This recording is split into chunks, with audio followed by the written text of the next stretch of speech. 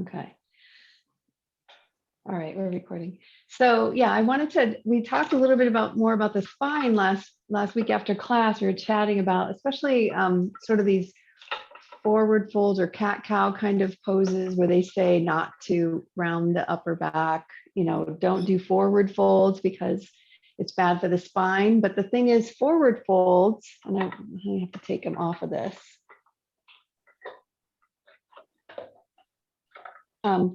Forward folds are actually supposed to be happening at the hips. So your spine shouldn't really come into play with a forward fold, right? But what happens oftentimes is that the forward fold, we get to a certain point in the hips and the hamstrings are tight or something's tight down here. And then we decide we can go further with the spine, right? And then what happens is the vertebra on the inside get too much compression on the front side here, and it could potentially cause compression fractures if we have brittle bones in our spine. And just because we have low bone density doesn't necessarily mean that we have brittle bones. It's more about the structure. So what we can do here is in yoga class, we can, I'm gonna mute people. We can work on body awareness. Where is the movement coming from? Like, are we moving at the hips or are we moving at the spine? And muscle strengthening, keeping things kind of strong in the back here and strong in the front here. We tend to be very tight through the collarbones, right, taking everything closer. So that kind of gives us a little hunching, right? Because when we're reaching towards things, we're doing very little like stretching back here unless you're doing it intentionally, right? So this gets to be kind of clogged up, and the back gets to be rounded just from patterns. As I was saying in the email, like our patterns can bring us into this postural thing that's not very healthy for the weight of our spine, because remember, it's the musculoskeletal system. The muscles and the skeleton have to work together. And if we don't have the muscular strength or flexibility or openness, then the skeleton kind of has to take on a bigger brunt of it. And if it's compromised in any way, if it's delicate skeleton, then it could be detrimental, right? So that's what we're going to work on the next couple of days. I'm really glad we talked about it at the end of last class. And so there's a lot of poses though that do have sort of a bit of a rounding to it. And the spine, because of the natural curves, the bottom sacrum curves this way, the lower spine kind of curves this way, the upper spine is curving this way, and the cervical spine curves this way in general, right? Everybody's spine has a different situation with whatever you've come through your whole life with the patterns, injuries, whatever, genetics. So it could have a slightly different curve than the traditional kind of vertebra, but that's structurally how it's supposed to work. It's supposed to be weight bearing from the top down. And so when we do things like the cat-cow, so if we're rounding on the upper spine when we're forward folding and we're putting a lot of pressure like on the vertebra, or even if the head comes forward and we're putting pressure down on the front of the vertebra, if we're like this and we're doing cat-cow, does that make sense? We're not necessarily putting the pressure into the vertebra, right? We're doing more with gentle movements in the tissues, which need to be moved, right? But you need to do it mindfully and notice where you're doing it. Mostly cat-cow is going to be happening with, I can't really make this skeleton do this, but the pelvis folding forward, moving forward, moving, we'll work on that in our own body. But think of the pelvic tilts. Like even as you sit here, you can draw your tailbone forward to your pubic bone, draw your pubic bone back, and sort of rock back and forth on the sit bones in the bottom. So that's really what cat-cow trying to do, and we want to keep mobility in our spine. We don't want to be very stiff and immobile, because that's going to make us even more fragile, right? And more non-responsive, because we're not going to do anything unless we trip and fall. And if we're not used to moving, then we're not going to be able to catch ourselves in that. That makes sense? Does anybody have any questions? You can unmute yourself or ask questions at this point. No? All right. So let's get moving. I'm going to move Slim out of the way. Hope that was helpful in explaining. So we're going to start in our mountain pose. So we're going to start standing.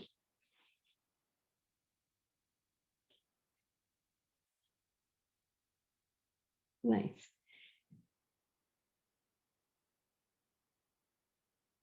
And then this is where we begin to explore the patterns of our posture. So as much as possible, try to make your most perfect posture, quote unquote, perfect posture. So what does it feel like to have length in the front body, length in the back body? You're grounded down beneath your hips and your feet, actively pressing down and away. And just find what you would think is your natural good posture, right?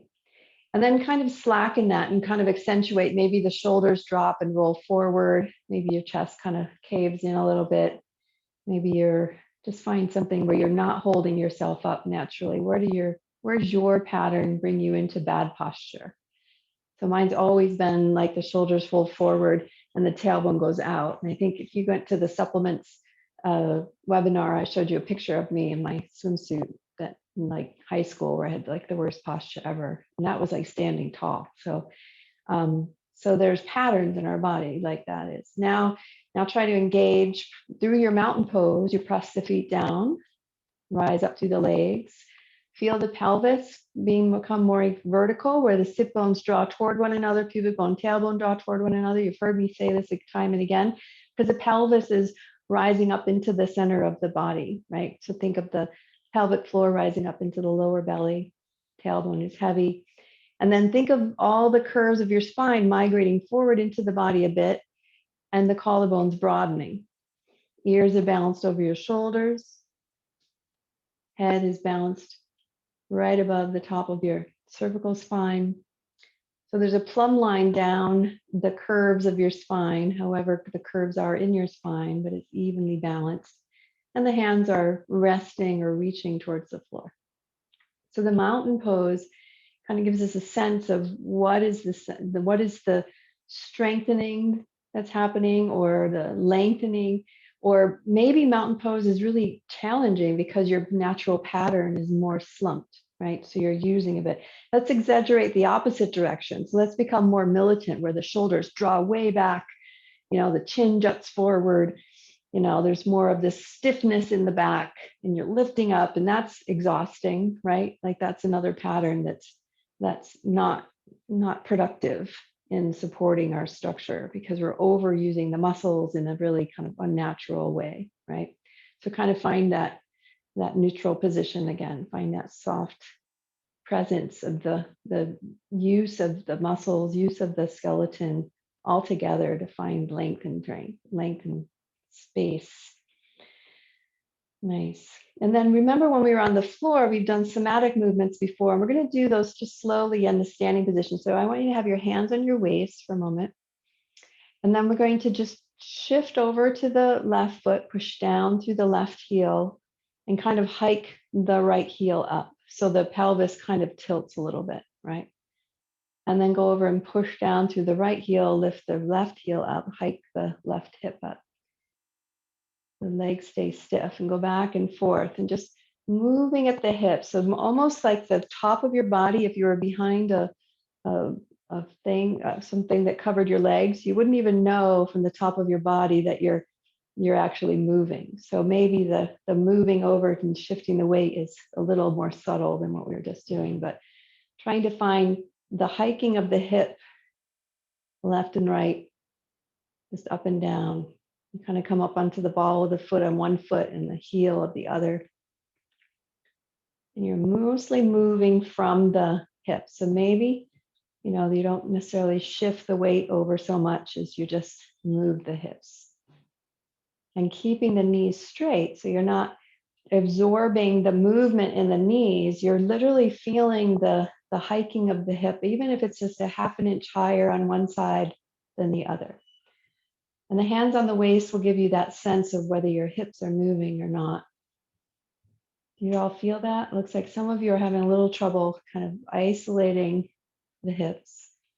But this kind of motion in the hips is going to support those forward folds, those cat-cows, so that we're not taking it all out on the spine. We're using the spine in a smart way rather than overusing the spine and putting it in a compromised position. Okay. All right, and come back to a still mountain pose. And then we're going to just, we're going to swivel the hips. So we're going to move like like you're hula hooping or like doing a wiggle, rolling in one. This one you can bend your knees. I'll turn this way so you can see I'm bending one knee at a time and just swiveling the tailbone around on the floor. So I'm going in one direction. And again, the upper body doesn't move that much. So you're really just swiveling it around and spiraling the tailbone towards the floor, like you're stirring a pot with your tailbone. Does that make sense? These motions, we're not necessarily used to doing this, right? Unless you're like a salsa dancer and you're doing this all the time. These kind of wiggles, we've kind of lost this connection here. So it's really helpful to reconnect to the mobility that we do have in the lower back, in the hips. And I know some people have like fused vertebra and things like that, and maybe there's limitations, but there's this sensation, right? You could still access some of the neural connections to this area of your body. And then go back and forth the other way, go in the other direction, which might be a little more difficult to go in the opposite direction because we would normally go in our, here, I'll get a little closer here. So you're just spinning around in the hips, like you're stirring a pot with your tailbone.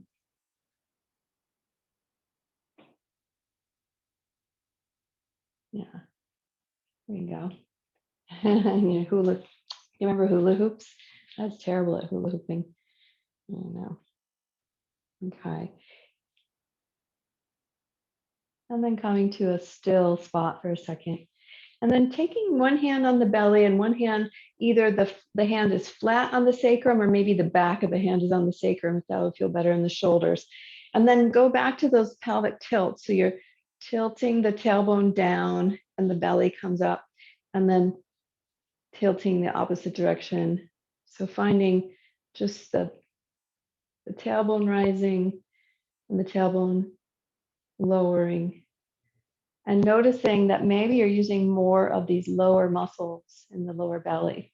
This is going to be strengthening to that lower back, and it keeps us from having that falling forward of the pelvis, which gets countered with an upper rounding, right?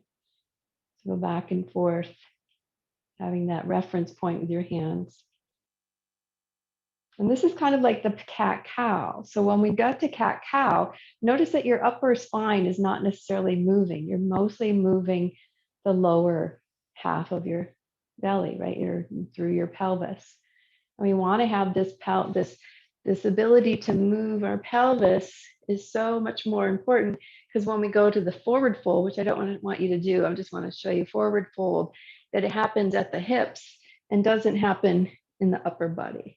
Right, so much, okay. All right, and then releasing that and pausing in your mountain pose, and just notice, what does it feel like? We just moved these muscles and these tissues and connected from our brain into our hips, maybe differently than we have had in the past. And now reach your hands out and up as you inhale, and then clasp your hands above your head and flip the palms up, pressing up. Notice the connection between the spine and the shoulders. So are your arms up close to your ears, or are they slightly down? Just notice there might be restriction in the shoulders, which also has an effect on the mobility in the spine. So it's not just the mobility in the hips, but the mobility in the spine, in the shoulders as well.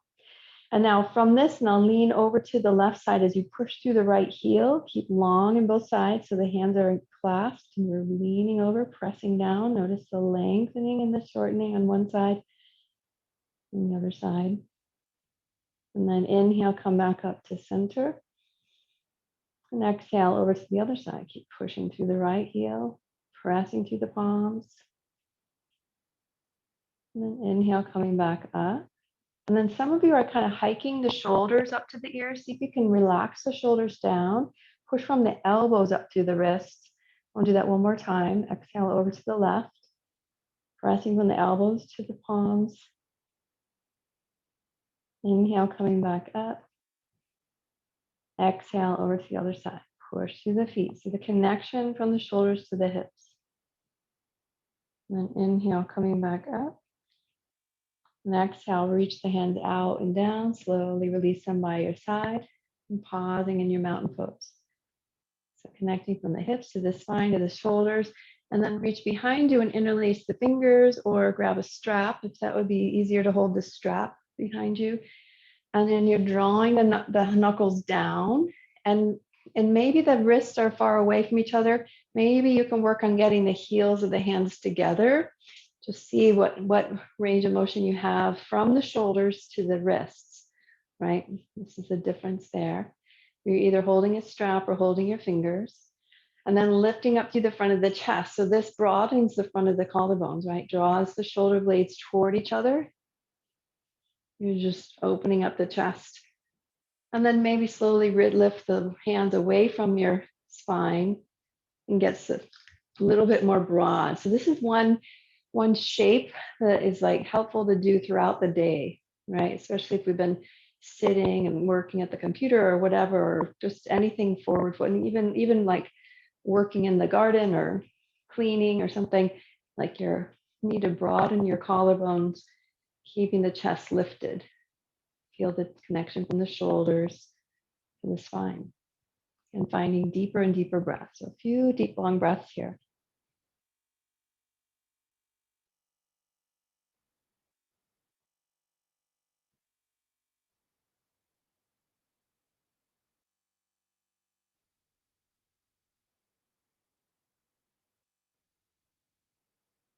Yeah, it's tiring, isn't it?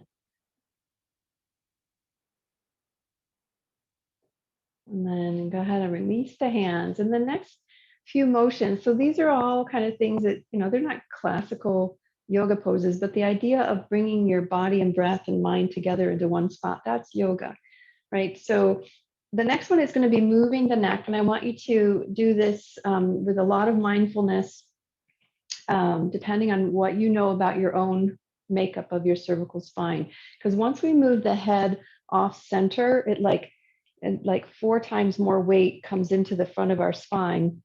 And we can manage that load if we do it slowly and mindfully, and depending on what you know about your cervical spine. Some of you may have issues up there with the discs and things. But what I'm getting at when we do these motions, we're going to bring the head forward very slowly and back very slowly, and to the side and side, and twisting just in the cervical spine. And I want you to, again, do any movement that works for you, but do it really, really slowly so that you can notice what is triggering there. So as we move this heavy, bowling ball forward, the rest of the body lengthens or stretches or strengthens to keep stability, right? So we'll do it very slow. And then the hands could either be at the waist, that might be a comfortable position, or sometimes I like to have my hands behind me, because then it keeps my collarbones broad and my chest a little lifted. So if that would work for you, that's good. So and then always think of like someone, like maybe you're a marionette and you have a string at the very top of your head, and it's lifting, lifting, lifting. And so as you lift through the crown of the head, you're going to slowly start to bring your chin down towards your chest, and noticing the transition of muscles, slowly bringing your chin down towards the chest. And if this feels right for your neck, bringing the head forward and noticing the lengthening, the structural changes in the muscles, And you're still lifting up and out of it. So you still have that marionette string lifting the head away from the very top of your cervical spine as you drop the chin to your chest. It might take a while to get there. When you get to the furthest part that you can manage, you can just pause there and breathe. And as we pause and breathe, you'll notice it's kind of like a yin practice where you're letting the soft tissues get stimulated. There's so many tiny little muscles and ligaments and tendons in the spine because there's so many joint spaces that, you know, if we can still stimulate those, they can still respond to the world around us in a really helpful way. A couple more breaths like this. We'll just take it really slow and long. You can do this, you know, every day. It makes a big difference.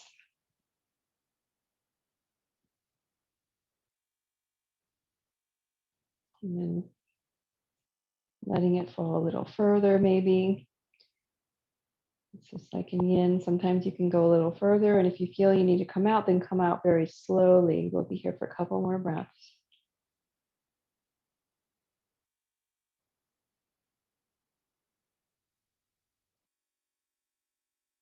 Notice maybe the changes travel up into the skull.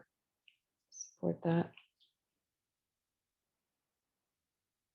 And if you're still with me, then we're going to slowly return. We keep lengthening from the crown of the head up and out, bringing the head back up to a vertical position. Slowly, slowly, slowly. Once you get to the ears, bounce over the shoulders and pause there and just notice any difference and changes in that. And then we're going to go in the opposite direction, which can be a little scary, is when we start to open up the neck and the chest, it becomes more vulnerable. So in the sense to know that the emotions kind of come up in these kind of movements too.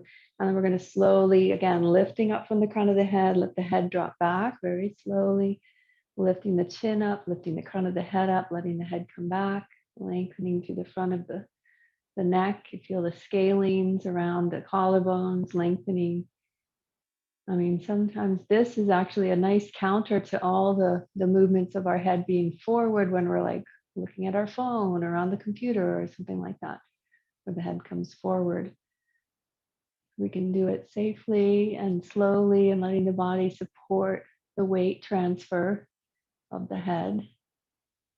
If we're lifting up, if you're feeling any kind of strain that doesn't seem right, come on out of it, but come out of it slowly. We'll stay here a few breaths just to notice the changes and shifts as the body is taking control of itself.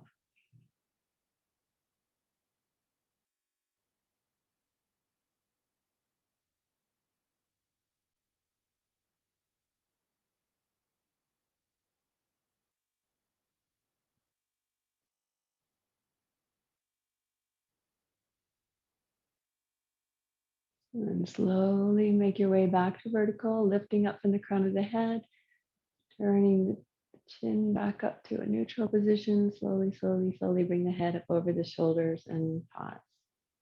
Nice. Now we're going to lean over to one side with the ear. So you can change the hands or whatever you'd like, and then slowly dropping the left ear over the right. Trying to keep the ears balanced over the shoulders, and notice as you shift the head to the left, whether you start to come forward or back, you know, you're not quite centered. This is a pattern in your body, a structural pattern that just to be aware of, and maybe there's some strengthening or stretching that needs to happen to make that more even. Letting the ear drop over the shoulders, breathing.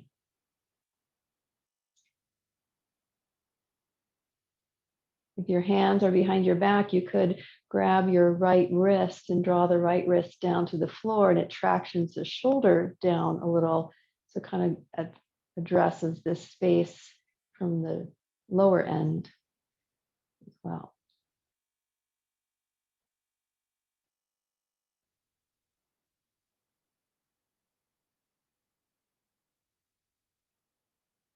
And then slowly make your way back to a neutral position. Slowly come back up, pausing, and then letting the right ear drop over to the right side. And then maybe grabbing the left wrist and drawing that down to the floor. So you're tractioning the left shoulder down and the right ear coming over to the shoulder. And notice if you've shifted your head forward or back, or do you feel really the side of the neck lengthening?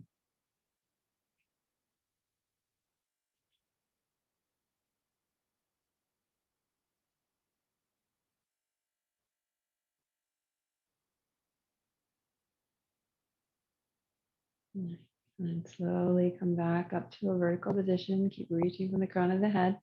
Once you're at the vertical position, and pause. And then one more movement, we're going to twist with our head. So we're going to start to turn our gaze over our left shoulder. The eyes will move further than the neck, perhaps, but see what the range of motion is in your turning radius of the cervical spine. The chest stays forward, the collarbones stay broad. You're still lifting up through the marionette string to the top of the skull, and you're just turning the gaze. And notice if you've dropped the right ear closer to the right shoulder, so if you can keep the ears parallel as you're just pivoting the very top of the spine around to the left.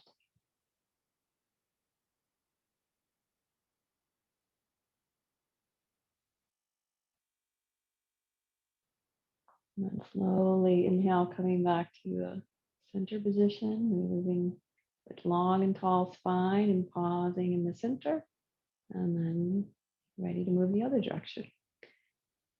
And keep the chin parallel to the floor, the ears parallel to the floor, and just turning the gaze until you start to feel this sensation through the skin. And as we spend a few breaths here, maybe turn a little further, or maybe you've gone too far and you need to come out and just pause where that feels the sensation that you can manage and explore. This is all research into the range of motion of these vertebrae. We've gone through all of the possible variations at this point. Keeping them lubricated and stimulated.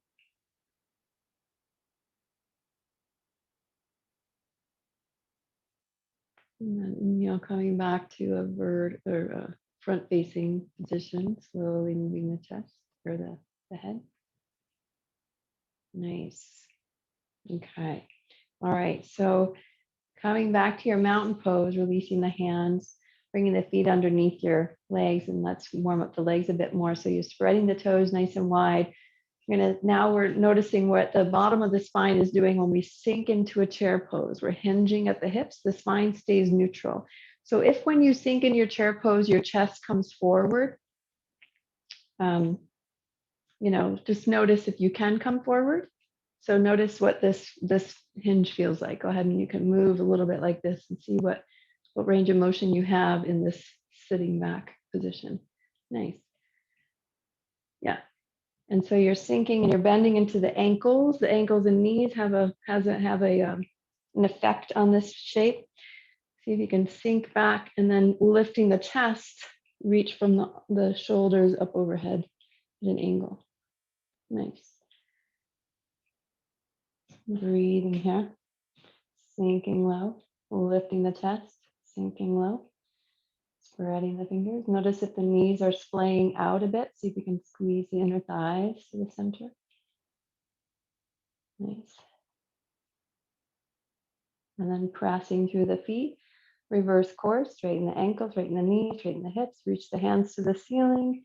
And exhale, reach them hands out to the side, all the way back down to your mountain pose. Nice.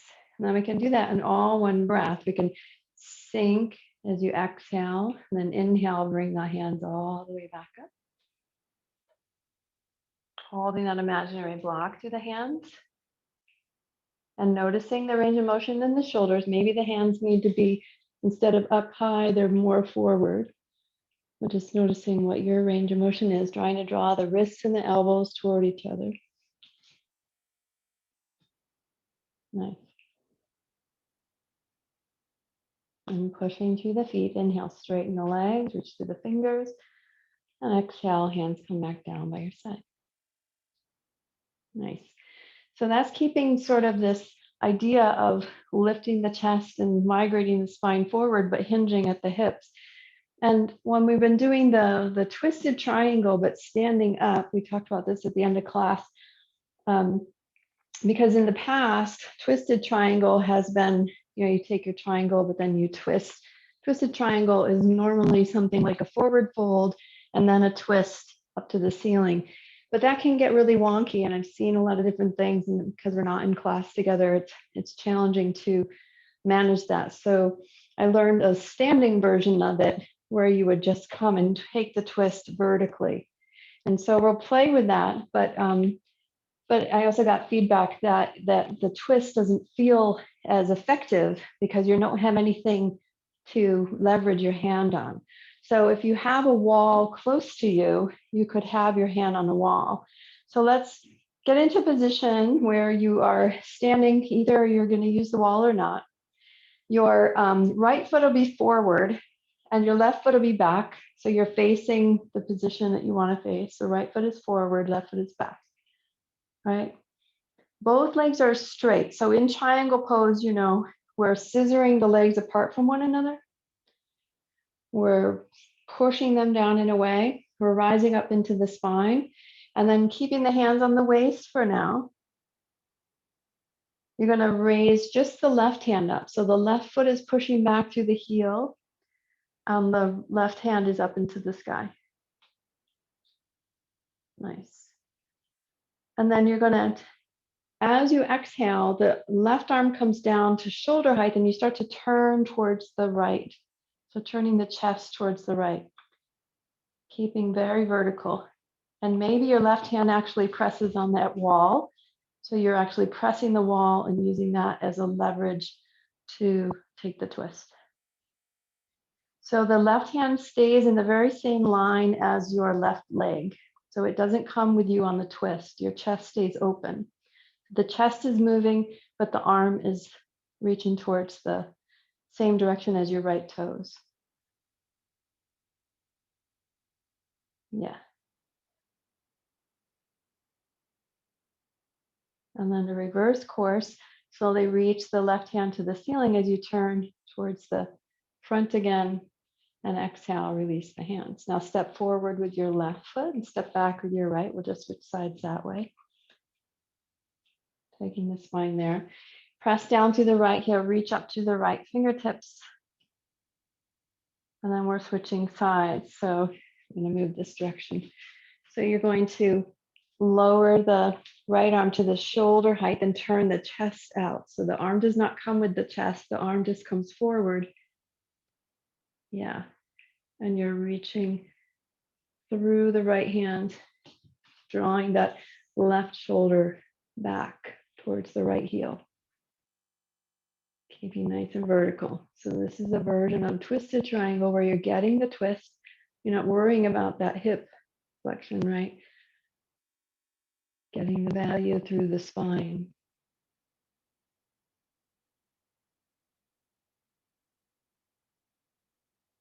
And then returning course, you turn the chest, raise the right arm up to the ceiling. And exhale, release the right hand down and step to your mountain pose. Did that make more sense than it has in the past, or make any more relevance? A thumbs up, thumbs down. You can unmute if you have questions. Thumbs up. Okay. All right. Happy to answer questions now or after class too. Okay, let's come down to the floor. We have soles of the feet on the floor, heels in, toes slightly out, wide leg. Inhale, swing the arms out and up. Exhale, bend the knees over the toes, push through the feet, inhaling up. Exhale down. Inhaling up. And exhale down. Let's hang out in the squat, wherever that is. So maybe the hands are on the thighs. You're pushing through the legs, keeping the spine long. Or maybe forearms on thighs, or maybe elbows and knees. So the chest is rising forward, noticing the connection between the hips, the shoulders, and the spine. Whatever level your squat is, it's perfect for you. We're exploring the shape, exploring the strength, breathing here. Nice. Take one more inhale here. And exhale, you're going to come down to the floor. We're going to come to hands and knees though, so come forward. Sorry, I should have told you that before. And you're going to come forward to hands and knees. We're going to come to our cat-cow from here.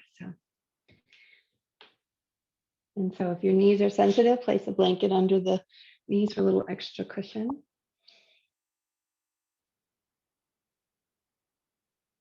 Nice. And the hands are spreading wide. The fingers are spreading wide. The hands are right underneath your shoulders.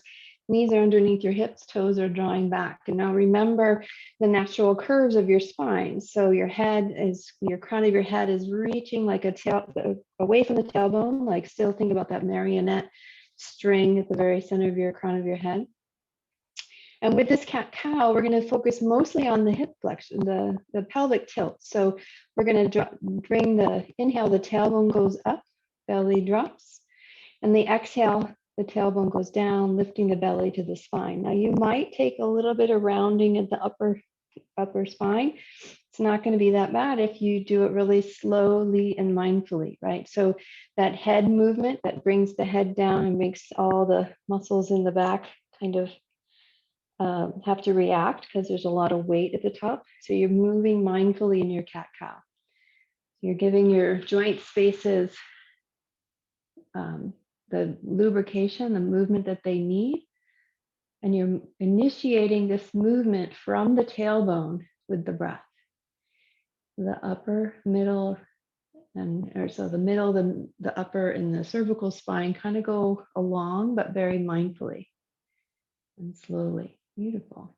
And thinking about that lower belly drawing in and up to support that base of the spine, and you're moving the pelvis. Lovely.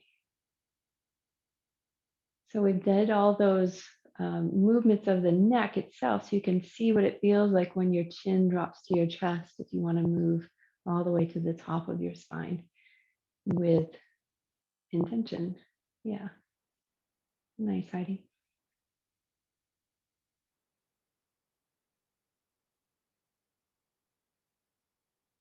Nice.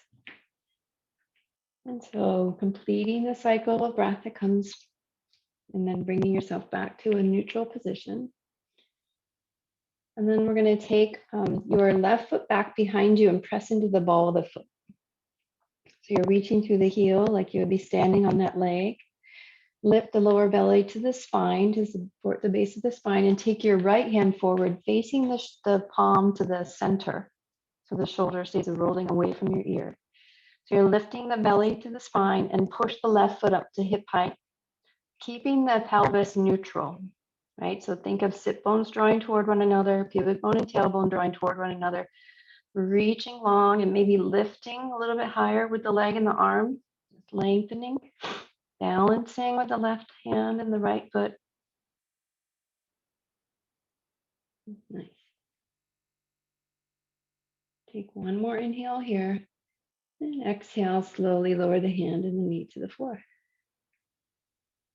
Nice. And then taking your right foot back, press into the ball of the foot, reaching to the heel, lengthening through the calf. All connected, grounding down to your right hand. Left hand comes forward, palm facing center. Lift the belly to the spine and push the right foot off the floor to hip height. Lifting and lengthening. Strengthening, finding balance, connecting from the spine to the hips, to the shoulders. Nice. Take one more inhale here. Exhale, slowly lower the hand and the leg to the floor. Nice.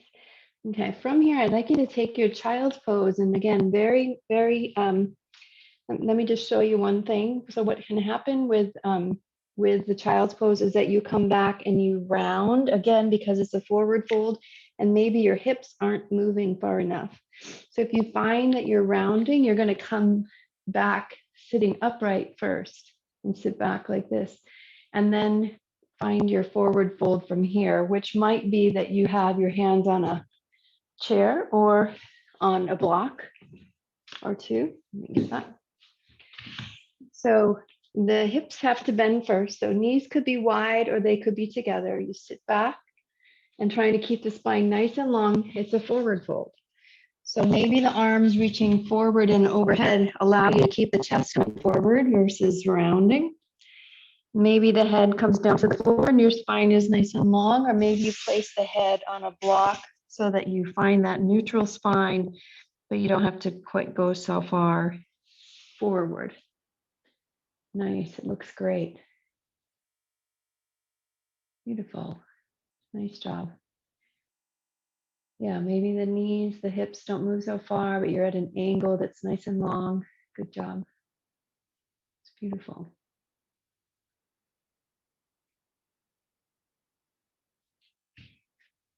When people get nervous is because it's a forward fold. So if we're folding at the hips, we're good. People rounding in the upper body, that's the challenge. And then we're going to come forward back into a hands and knees position in your next inhale. Bring your knees back underneath your hips and straighten both legs back for your plank pose.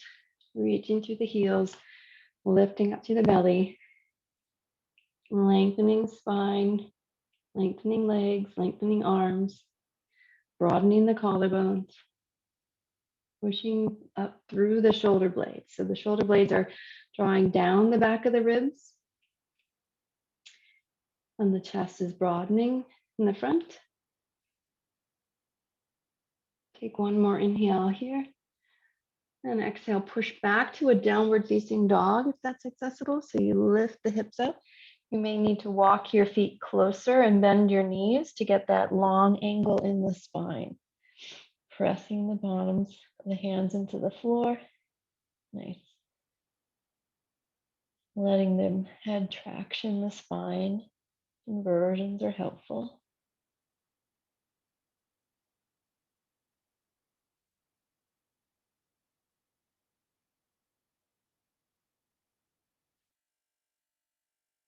Take one more inhale here. And exhale, bring the knees back down to the floor. Bring yourself back sitting onto the heels.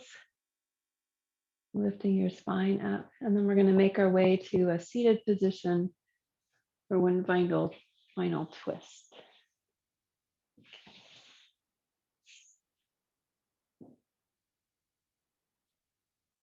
Nice.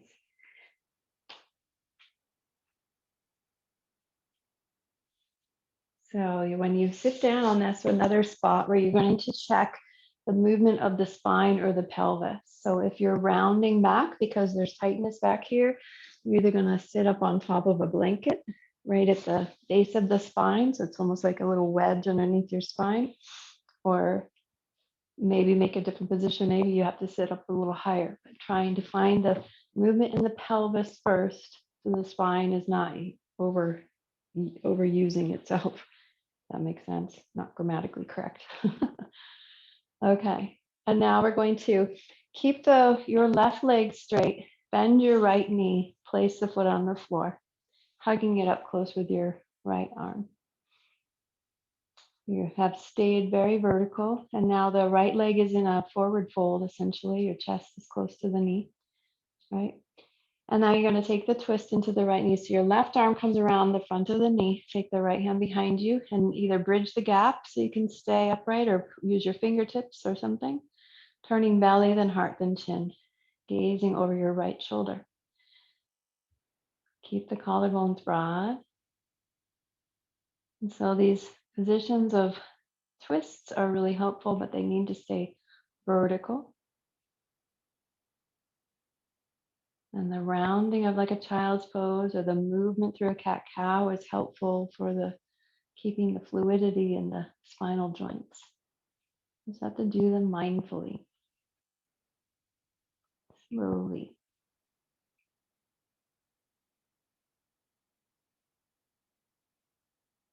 And then inhale, you'll look forward first. Exhale and twist the rest of the spine facing forward.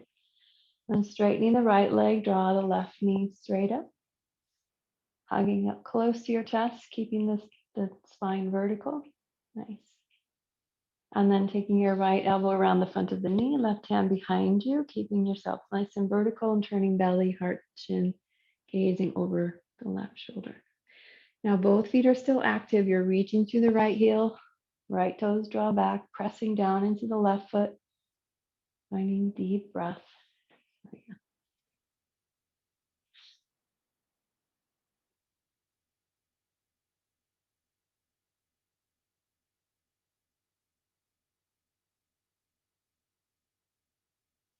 And then inhale, looking forward first. Exhale, untwist the rest of the spine.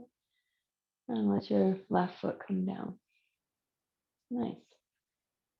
Okay, so we're going to make our way down to our backs from here. So you can either bend your knees and roll back or roll to the side and roll down. You know how to get down safely to the floor.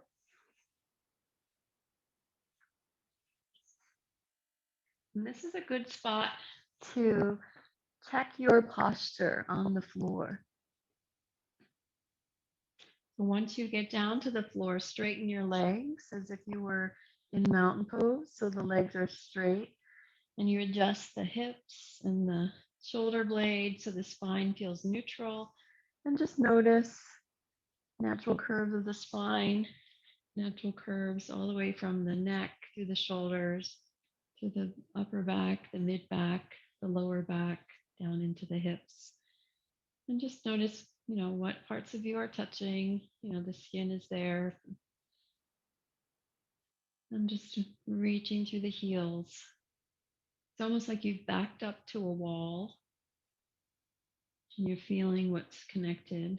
And then you can also check out whether there's a feeling of kyphosis in the upper spine. Can you broaden the collarbones and let the shoulders roll back a little bit? We'll work a lot more on that next week. More of these things, opening up the chest and working on countering this upper rounding.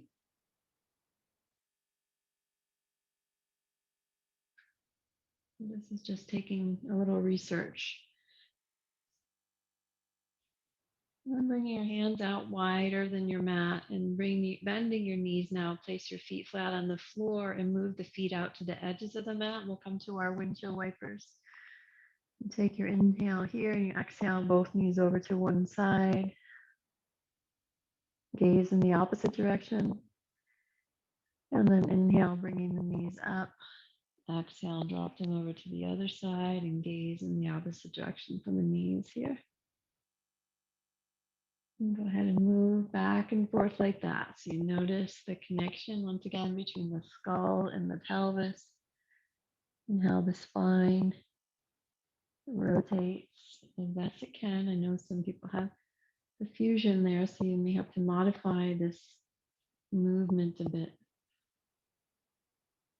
Just feeling the connection, feeling the flow of the breath.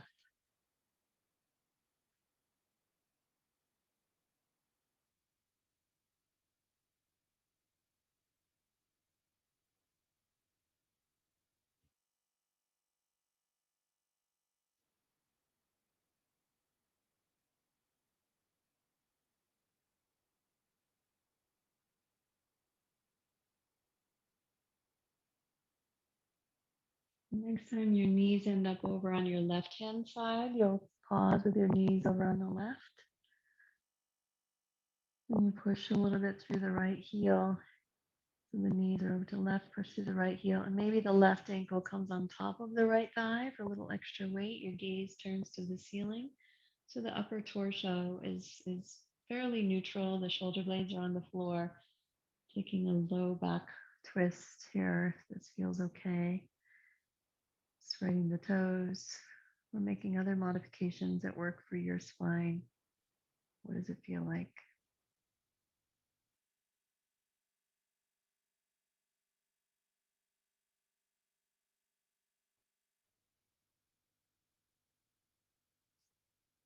And then releasing the left foot to the floor. If it's on your thigh, inhale, bring both knees up. Exhale, let them fall over to the right hand side. Once you get there, push a little bit through that left heel, and maybe the right ankle comes on top of the left thigh. Releasing the upper shoulders. Releasing through the belly.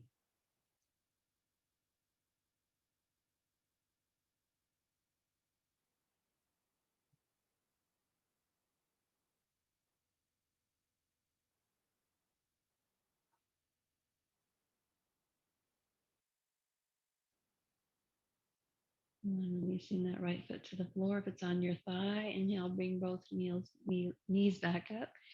And exhale, separate the legs out long on the mat, wide on the mat, arms are wide, your 5-pointed star. Adjusting your shoulder blades and hips so your spine is neutral, and release all the efforts and all the weight of your body into the floor.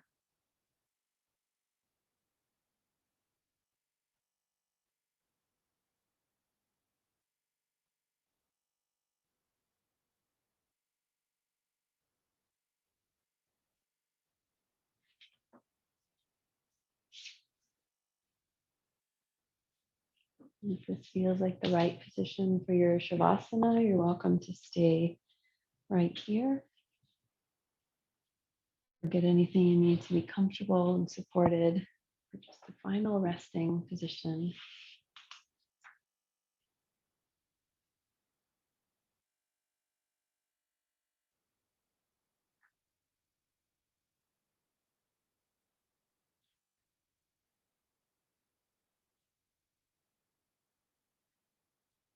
Releasing all the efforts in your body.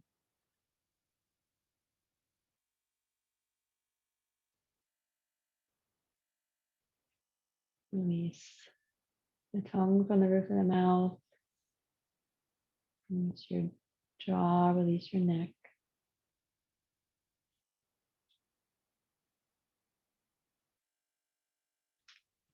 Release down through your shoulders, reach of your elbows, your wrists, and all your fingers. Let the breath just float away as you release down your spine through your hips, reach of your knees, your ankles, and all your toes.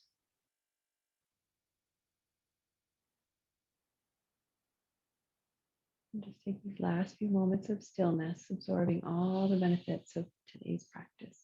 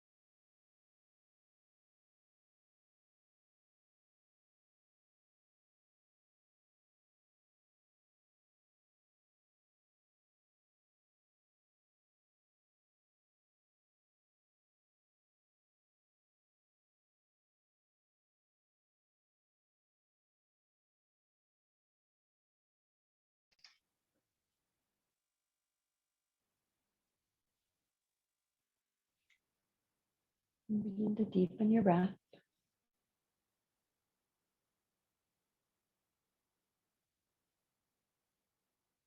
And spread your fingers and toes.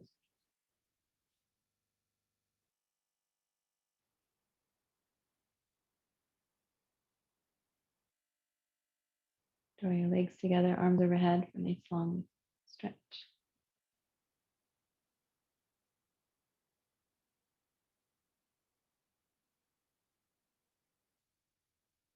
And bending one knee at a time, roll over to one side and pause there for a moment.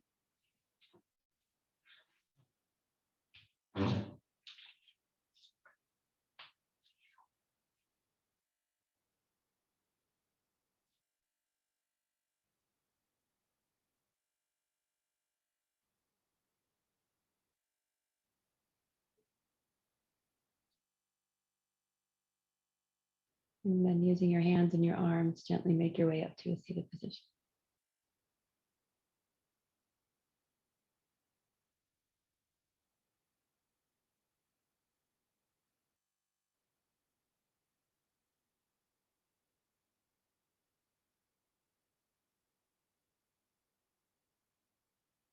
And thank you so much for sharing your practice, your energy, and your breath. May your hearts be filled with loving kindness. May you be peaceful and at ease. May you be healthy and well nourished. And may you be happy. Namaste.